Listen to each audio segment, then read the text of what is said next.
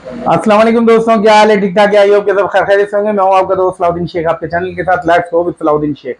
और आज की जो वीडियो है मेरे दोस्तों, एक बहुत ही बड़ी अपॉर्चुनिटी थी। मैंने कहा मैं आप सब भाइयों से शेयर कर लेता हूं, क्योंकि आपको पता है मैं बिल्कुल रियलिस्टिक इन्फॉर्मेशन ही आप तक शेयर करता हूं। और अब तो अल्हम्दुलिल्लाह हमारे जो फॉलोअर्स हैं या हमारे जो व्यूअर्स हैं, चाहे वो हमें सब्सक्राइब नहीं करते कोई बात नहीं, लेकिन मैंने देखा है एल्गोरिथम से कि यूएई के जो ज्यादातर जो हमारे फ्रेंड्स हैं वो मेरी वीडियोस देख रहे होते हैं। तो मैं उनकी हेल्प के लिए वीडियो मैंने बनाई है, खासकर उन लोगों के लिए जो यूएई में रिजाइडेड है। अब चाहे उनकी कोई भी वजह हो सकती है, चाहे वो वर्क कर रहे हैं, चाहे वो आजाद वीजा पे हैं या ई कॉमर्स वीजा पे हैं, किसी भी वीजा पे हैं।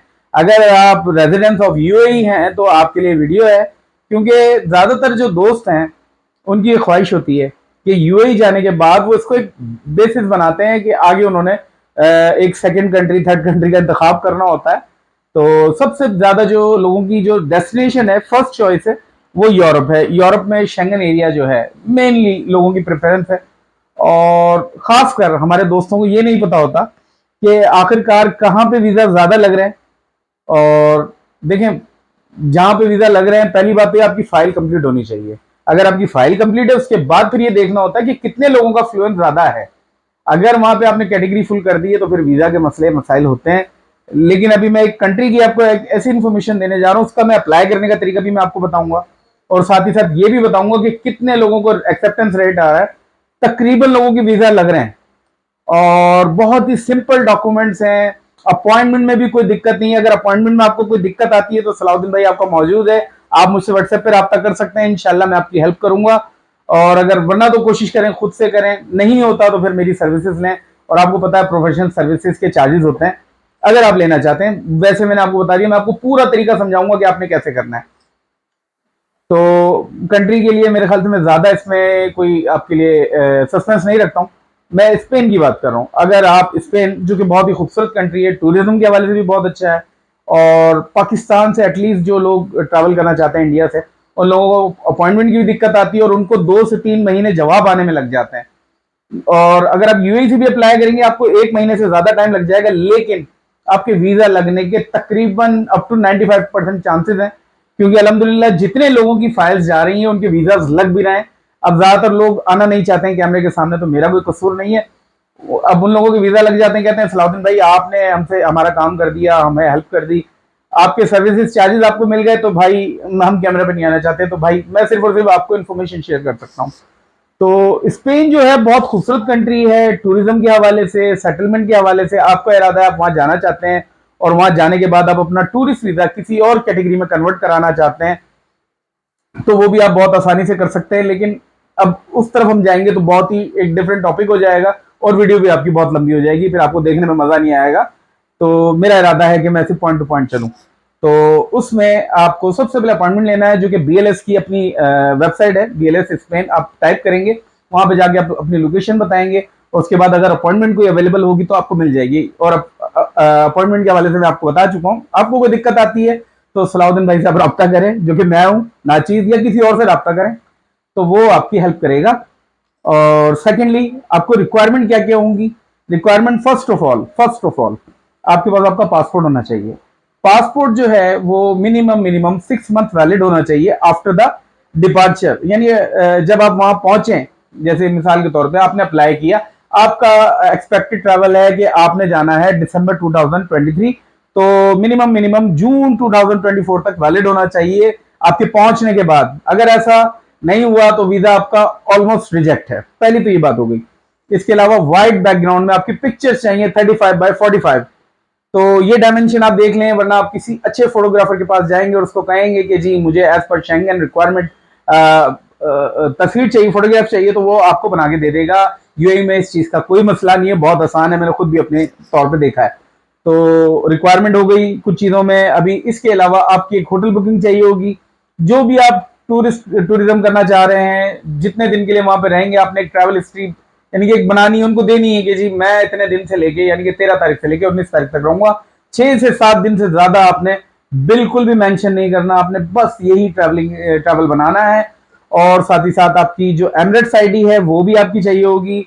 और होटल बुकिंग मैंने आपको बता दी। इसके अलावा डमी टिकट आपकी चाहिए होगी, ट्रैवल की जो 2 वे यानी कि रिटर्न टिकट आपने बनानी है, लेकिन इसको पे नहीं करना है, बिल्कुल भी पे नहीं करना है, क्योंकि नहीं पता आपका वीजा लगना है नहीं लगना। डरा नहीं रहा हूं, लग जाएगा, लेकिन भाई खुदा ना खास्ता वीजा ना लगा तो आपके एक बहुत अच्छी अमाउंट है वो नॉन रिफंडेबल है, या फिर डिडक्शन इतनी हो जाएगी कि आप वैसे ही परेशान हो जाएंगे। ट्रैवल इंश्योरेंस आपकी मस्ट है, एज पर शेंगन रिक्वायरमेंट्स आपको लाजमी चाहिए। तो आप किसी भी अच्छी ट्रैवल एजेंसी से पता करेंगे तो वो आपको बना के दे देगा। इसमें अगेन आपको कोई हेल्प चाहिए तो इसमें भी आपका भाई मौजूद है, इंशाल्लाह आपको बना देगा, कोई इतनी दिक्कत नहीं है। और ट्रैवल प्लान मैंने आपको बताया कि आपने होटल बुकिंग लगानी है कि इतने दिन तक आप यहाँ रहेंगे। उसके हिसाब से अगर आप बिजनेस करते हैं, बिजनेस का मतलब ये नहीं है कि आप वाकई को बिजनेस करते हैं, अगर कोई यानी कि उस पे हैं क्या कहते हैं, आप ई कॉमर्स वीजा पे हैं या आजाद वीजा पे हैं, तो जाहिर बात है अपनी किसी कंपनी से आपने लेटर लिया हुआ है कि उनको कोई एतराज नहीं है, एनओसी आपने लिया हुआ है, तो आपको एक एनओसी अपने ट्रैवल के हवाले से भी लेना पड़ेगा कि मैंने एम्बेसी में जमा कराना है कि आपको कोई एतराज नहीं है, मैं घूमने के लिए जा रहा हूं। तो वो आपको एक एनओसी फराहम करेंगे। वो एनओसी लाजमी इसके साथ एप्लीकेशन के साथ चाहिए होगा, इसके बगैर आपकी एप्लीकेशन नॉन अवेलेबल है, कोई आपको सुनेगा नहीं, आपकी जो फाइल है वैसे रिजेक्ट हो जानी है। तो एनओसी मस्ट रिक्वायर्ड है। और मैंने एप्लीकेशन वीजा एप्लीकेशन फॉर्म, जिसका मुझे सबसे पहले बताना चाहिए था, वीजा एप्लीकेशन फॉर्म है जो डाउनलोड भी कर सकते हैं आप बीएलएस स्पेन से, और अगर नहीं है आपके पास तो मैं अभी वीडियो की डिस्क्रिप्शन में आपको फॉर्म का लिंक भी दे दूंगा, वहां पे जाके इसको डाउनलोड भी कर सकते हैं फ्री ऑफ कॉस्ट, कोई चार्जेस नहीं है इसके। आपने फॉर्म को फिल करना है, तस्वीरें लगानी है इसके साथ, और होटल बुकिंग लगानी है, डमी टिकट लगानी है। इसके अलावा इसके साथ अपने जो मैंने एनओसी बताया था, एनओसी के साथ साथ आपने जिस कंपनी के ब्याज पे अगर आप जॉब करते हैं उसी कंपनी के लेटर हेड पे अपना अपना प्लान भी देना है। प्लान क्या देंगे आप कि जैसे होटल बुकिंग भी आपने लगाई उसी हिसाब से, आपने टिकट भी बनाई उसी हिसाब से, अपने ट्रैवल प्लान भी बनाना है कि मैं फलाने दिन यहाँ जाऊंगा, फलाने दिन यहाँ जाऊंगा। वीजा रिक्वेस्ट लेटर होना चाहिए, आपको पता होना चाहिए कि रिक्वेस्ट में आपने क्या मेंशन करना है। रिक्वेस्ट में सिंपल है, आप अपना नाम बताएंगे, अपनी चीजें बताएंगे, कंपनी कोई है तो वो आपकी डिस्क्रिप्शन लिखेगी कि भाई ये फला फला बंदे का नाम है, ये इसकी डिस्क्रिप्शन है, ये इसकी सैलरी है, और हमें कोई एतराज नहीं है, घूमने के लिए जा रहा है, फिरने के लिए जा रहा है, एनओसीज तो अलग है, लेकिन इसके बाद इसमें भी मेंशन हो गया, ट्रैवल प्लान भी हो गया, और हम बेस्ट विशेष भी हैं। तो इस पे मैं अलग से एक वीडियो बना दूंगा कि कवरिंग लेटर किस तरह तैयार होता है, या वीजा रिक्वेस्ट लेटर, इसके मुख्तलिफ नाम हो सकते हैं।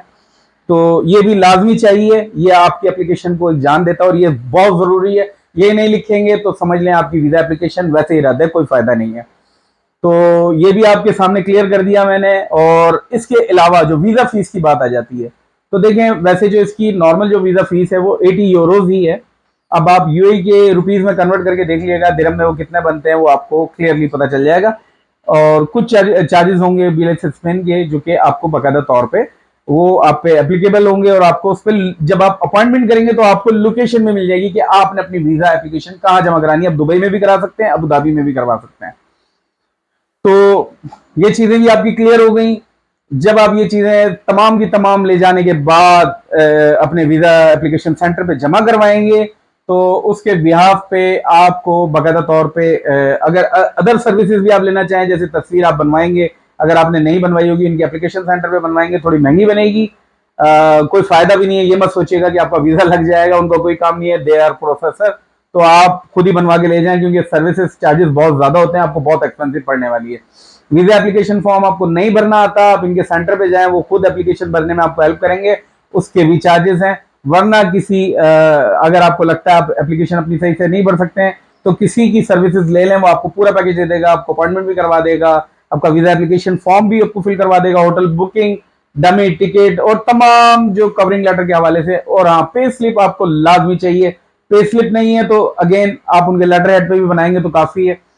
आप ई कॉमर्स का काम करते हैं, कुछ और काम करते हैं, तो अपना ही आपका लेटर हेड होगा, आप उस पर भी बना सकते हैं, या जिस कंपनी के साथ आप काम कर रहे होंगे उससे लेटर लेके उसके ऊपर बनाएंगे तो आपका काम हो जाएगा। और ये तमाम चीजें आपने ले जाके जब सबमिशन में जाएंगे तो मैं आपको एटलीस्ट बता रहा हूं, एटलीस्ट तकरीबन 9 आउट ऑफ 10 यानी कि 10 में से 9 एप्लीकेंट एक्सेप्टेड हो रहे हैं, वीजा लग रहे हैं। अभी तक मुझे कोई रिजेक्शन नजर नहीं आ रही है फ्रॉम द यूएई से। भाई स्पेन के धड़ाधड़ वीजे लग रहे हैं।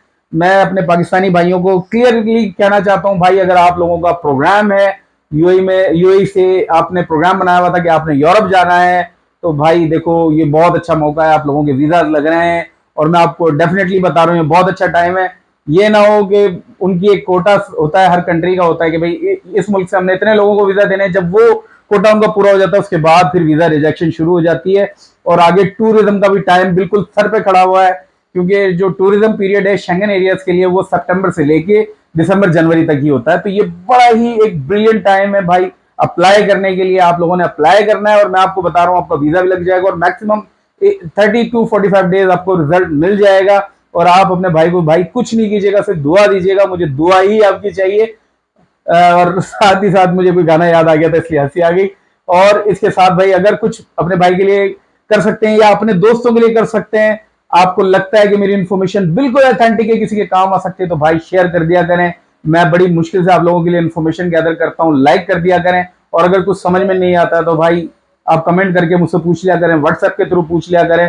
और आपको वीजा इन्फॉर्मेशन अगर मजीद आपको चाहिए इसी तरह अपडेट में इंशाल्लाह देता रहूंगा, तो भाई चैनल को सब्सक्राइब कर लें। आपका अपना ही चैनल है, मैंने कहा सबसे लास्ट में आपसे रिक्वेस्ट करूंगा। चलें इंशाल्लाह, वीडियो देखने का बहुत बहुत शुक्रिया। नेक्स्ट वीडियो में मिलेंगे, तब तक के लिए अल्लाह हाफिज़।